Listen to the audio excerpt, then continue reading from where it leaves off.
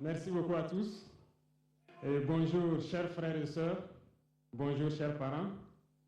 D'entame donc de propos, je souhaiterais donc m'excuser auprès de la population sahélienne qui nous a attendus hier.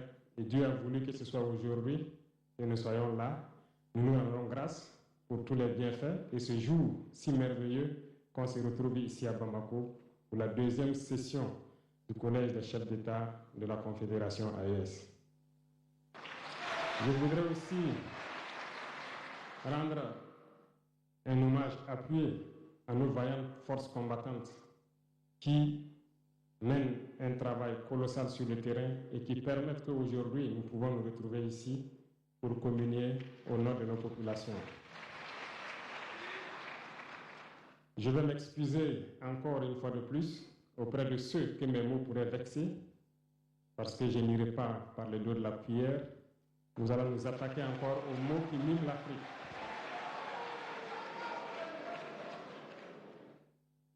Vous avez certainement tous déjà entendu parler du printemps arabe. Ce phénomène qui a bouleversé la géopolitique du monde arabe, en commençant par le Maghreb, en Afrique jusqu'en Asie, qui s'est manifesté avec des conséquences souvent désastreuses, des morts et des divisions par endroits, et des bouleversements politiques sans précédent dans d'autres endroits. Et je pense que tous les Africains devraient comprendre qu'est-ce que c'est que ce phénomène, d'où il vient, et qu'est-ce qu'il faut faire pour se prémunir d'un tel phénomène. Malheureusement, nous sommes au regret de constater que certains Africains ne se réveillent pas. Et ce que je vais dire n'est que ma pensée à moi, mon analyse, c'est qu'il y a quelque chose qui vient sur l'Afrique de l'Ouest, que j'ai appelé l'hiver noir. L'hiver noir arrive. Il sera un hiver très froid, un hiver sanglant, un hiver meurtrier. Vous allez me poser la question pourquoi? Eh bien, en fondant la Confédération de l'AES, nous avons senti ce froid venir. Et tous les jours que Dieu fait, nous nous évertuons à trouver des troncs d'arbres pour allumer un feu qui va réchauffer le cœur des Africains, un feu qui va réchauffer les mentalités et le sang des Africains pour nous unir autour. Nous nous sommes évertués également à faire la chasse aux loups pour essayer d'utiliser leur peau pour faire des manteaux pour nous protéger du froid de l'hiver. Nous nous sommes évertués à construire des montagnes, des grandes montagnes pour briser le vent de l'hiver qui devrait s'abattre sur nos communautés. Malheureusement, force est de constater que certains Noirs sont là tous les jours à arroser nos troncs d'arbres d'eau fraîche pour qu'ils ne soient pas brûlés. Ils se transforment en loups ou font en sorte que nous, chercheurs de loups, nous ne puissions pas surprendre le loup. Lorsque nous voulons construire nos montagnes, ils brisent les cailloux pour que nous ne puissions pas arriver. Pourtant, l'hiver arrive. Et quand l'hiver arrive, devrions-nous permettre à ceux-là qui combattent de se protéger avec nos manteaux qu'on a confectionnés, avec les montagnes qu'on a construites pour nous protéger des vents, ou encore se réchauffer avec nous autour du feu. Telle est la question qu'il faut qu'on se pose. Qu'adviendra-t-il donc du panafricanisme quand l'hiver viendra? L'hiver viendra parce que la guerre se transporte en Afrique de l'Ouest. Les impérialistes font tout pour mettre l'Afrique de l'Ouest à feu et à sang. Mais du sommet de l'État jusqu'à certaines populations, soit nous faisons semblant de ne pas voir venir le danger, ou bien nous sommes nous-mêmes complices de ce qui va arriver. Le chaos pourrait s'installer. Je dis bien pourrait s'installer. Beaucoup de gens pourraient mourir. Nous allons nous entretuer de manière tellement atroce que pendant ce temps, ils seraient là à piller nos richesses, à imposer leur volonté. Et ceux qui vont survivre de cette tragédie n'auront que deux choix. soit s'unir pour toujours contre l'impérialisme ou se résoudre jusqu'à disparaître. Il faut donc prémunir de l'hiver noir qui vient.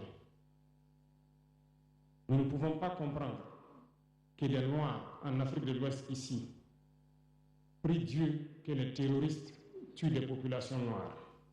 Nous ne pouvons pas comprendre que des chefs d'État lâches se cachent derrière des médias, soi-disant médias, pour décourager, insulter, activer la haine entre les populations.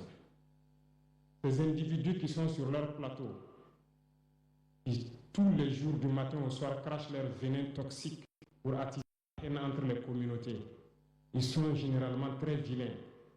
Avec leur gueule de misérable, ils ne savent que faire cela. Regardez, ils sont là avec des yeux de drosophiles sauvages. Tous les jours, c'est cracher du venin. Ils cherchent à diviser les communautés. Sur les réseaux sociaux, ils sont là et ils sont nombreux. Pourquoi est-ce que nous, Noirs, cherchons à cultiver la haine entre nous? Et par hypocrisie, on se dit frère.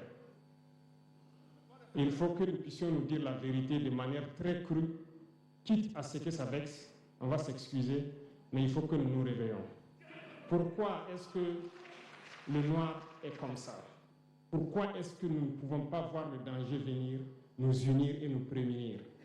Pourquoi est-ce qu'il faut que par nos comportements, nous allions affronter ces dangers qui risquent de nous décimer? Mais d'autres ont fermé les oreilles, ils font semblant de ne pas entendre la politique de l'Autriche. Des peuples se complaisent dans la colonisation. Ils aiment cette domination. À peine s'ils n'appellent pas les impérialistes, venez nous coloniser. Nous aimons être vos esclaves. Nous nous posons souvent des questions lorsqu'on voit les réactions. Ces pseudo-intellectuels décérébrés qui sont là à longueur de journée à entamer des débats en toute indignité, en toute malhonnêteté, comme s'ils ne voient pas la réalité des exemples qui se présentent à nous. Il y a plein d'exemples. Lorsque la démocratie fait certaines choses contraires aux règles même qu'elle s'est fixées, ils ferment les yeux là-dessus. Mais ils sont prompts à nous appeler juntes ou putschistes. Mais soyez sûrs d'une chose, nous sommes unis et nous resterons unis. Et nous devons ouvrir les yeux. L'AES va évoluer. Tout n'est pas forcément rose. Tout ne peut pas aller au rythme que nous souhaitons. Mais nous avançons sereinement et nous allons arriver à notre objectif. Et quand viendra l'hiver, si il faille que nous passions par l'hiver pour être libres, pour être unis, nous prions Dieu qu'il en soit ainsi et qu'il protège nos populations. Sinon, une chose est sûre, l'AES vaincra, l'AES grandira. Restez sereins parce que nous avons confiance en nos populations. Nous avons confiance en vous, que vous compreniez qu'aucune manipulation ne peut aujourd'hui nous diviser entre nous. Aucune manipulation ne peut nous amener à haïr d'autres personnes. Aucune manipulation ne doit nous amener à riposter d'une manière violente, physique, face à ces individus qui n'ont absolument rien compris. Restez sereins, ne ripostez pas physiquement, nous riposterons par la communication jusqu'à ce qu'ils changent eux-mêmes de mode d'action et nous allons aussi riposter en fonction du mode d'action. Restez sereins, Dieu protégera l'AES. Dieu vous protège tous, toutes les populations de l'AES. Dieu vous accompagne tous dans vos objectifs. Et Dieu, qui est si juste, se bat pour ceux qui se battent. Nous nous battons, nous sommes une population résiliente, la plus résiliente de la sous-région. Personne n'aurait cru que vous pouvez supporter ce que vous êtes en train de vivre. Nous allons vaincre le terrorisme, nous allons nous développer et nous allons nous affirmer. Nous allons avoir notre place dans le concert du monde. Que Dieu bénisse l'AES, que Dieu bénisse notre population résiliente et résistante, que Dieu nous unisse davantage, la patrie ou la mort.